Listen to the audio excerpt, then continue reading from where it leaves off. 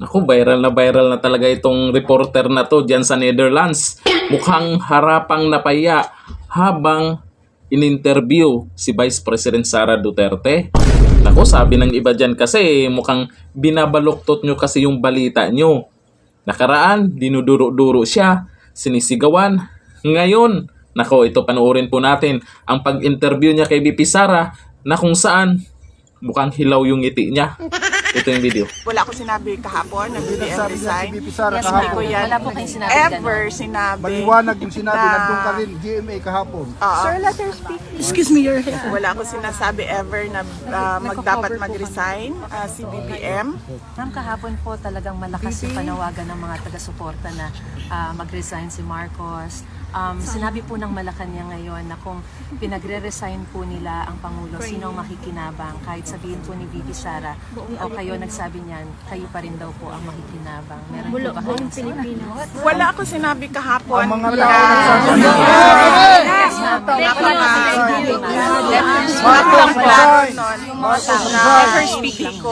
Hindi ko siya wala ko sinabi kahapon na BBM Sabi niya si resign. VP Sara Yes, hindi ko kahapon. yan Wala po kayong sinabi ever sinabi. Maliwanag yung sinabi, na- nandun ka rin, GMA kahapon. Sir, let her speak. Excuse me, your hair. Wala ko sinasabi ever na dapat mag-resign si BBM. Ang sinabi ko lang kahapon, sabi ko kung nananawagan kayo ng BBM resign, bigyan nyo ng rason kung bakit yan ang panawagan ninyo sa kanila. And then I gave them examples. It was very clear. I gave them, well yan, ayan, may example po Hindi dito. namin naiintindihan yung sinasabi niya.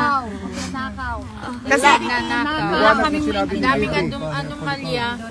Magpa-drug test mo ang criminal at saka mga drug addict.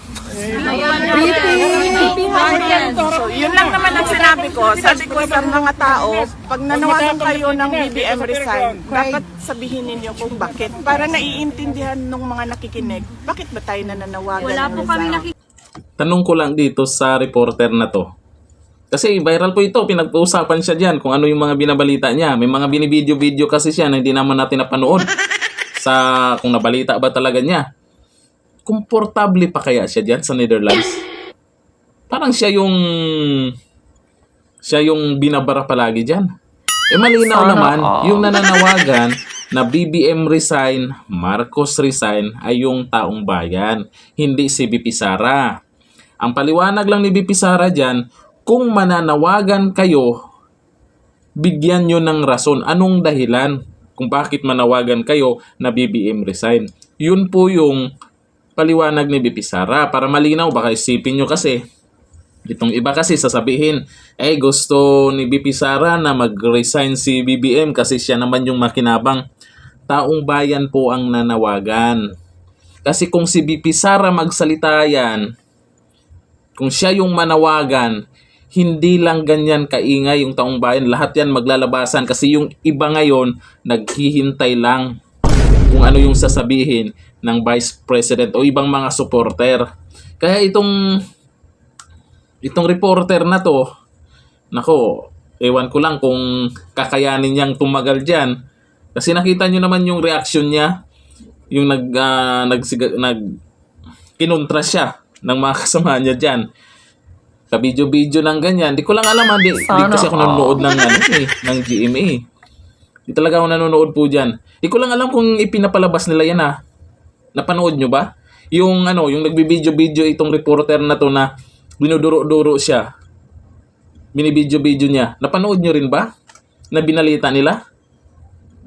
Kung hindi pala, di ko lang alam kung binalita Pero mahirap naman yan. Magbibideo-video ka. Mag-interview ka. Hindi naman natin sure kung inilabas nyo o binabaluktot nyo.